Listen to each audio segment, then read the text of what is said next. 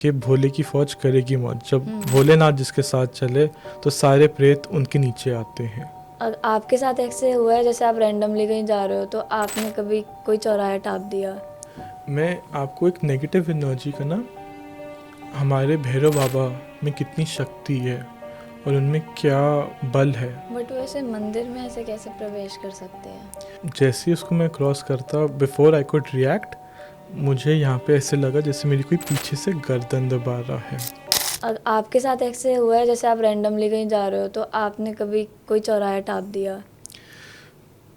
एक बारी या 100 बारी, कितनी बारी मेरे साथ होता है कि देखिए, एंड ऑफ द डे जब आप एक चौराहे पे आप क्रॉस कर रहे होते हैं, टपना जिसे हम बोलते हैं पंजाबी में, वो होता है। मेरे साथ एक नहीं 100 शक्तियाँ एक साथ चलती हैं।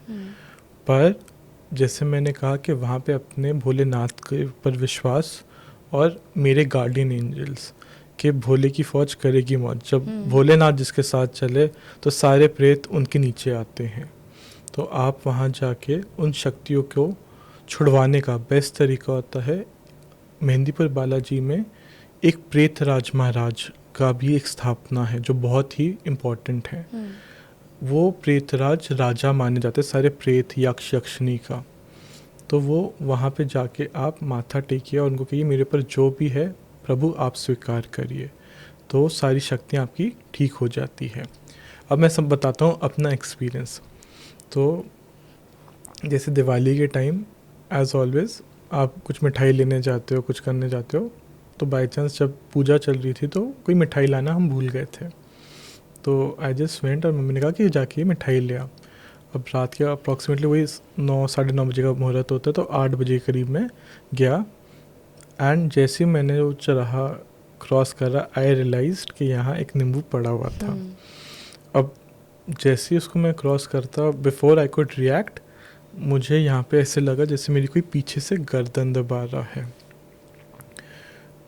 फिर मैंने उस चीज़ को इग्नोर करा कि maybe I am just feeling, क्योंकि वैसे भी उस टाइम कहते हैं ना हवा में ही चीज़ें होती है। तो मैं गाड़ी में बैठा और ऑन करने की कोशिश करी, वो गाड़ी ना ऑन है।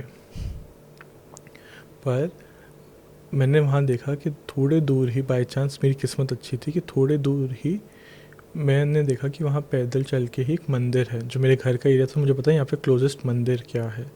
तो मैं जैसे तैसे करके अपने घर के पास वाला मंदिर पहुँचा। पर आप मानोगे, जब वो मंदिर की दहलीज को क्रॉस करना था, मुझे ऐसे लग रहा था जैसे मैं झूल रहा हूँ कि अंदर नहीं जाना, तू अंदर गया तो तू बचेगा नहीं। पर वहाँ पे आता है आपका विश्वास, आपके भगवान का, आपके प्रभु में आपका विश्वास कि अगर मैंने यहाँ पे दहलीज को क्रॉस कर लिया तो कोई चीज़ मुझे छू नहीं सकती।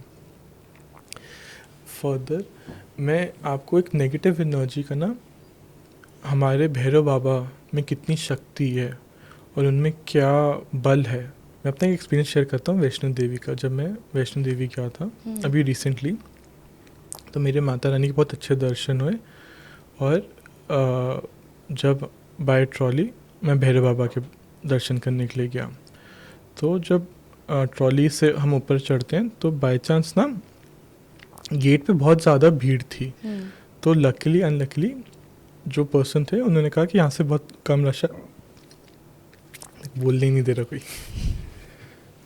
ओके, फिर से बोलूँ।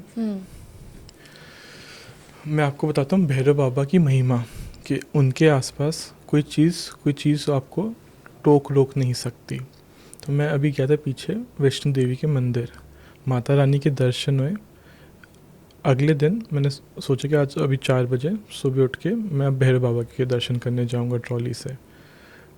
जैसे ही मैं ट्रॉली में घुसा तो मेरे साथ एक फैमिली ऑलरेडी, 2 बच्चे उनके एंड हस्बैंड वाइफ बंगाली थे, आके खड़े हुए।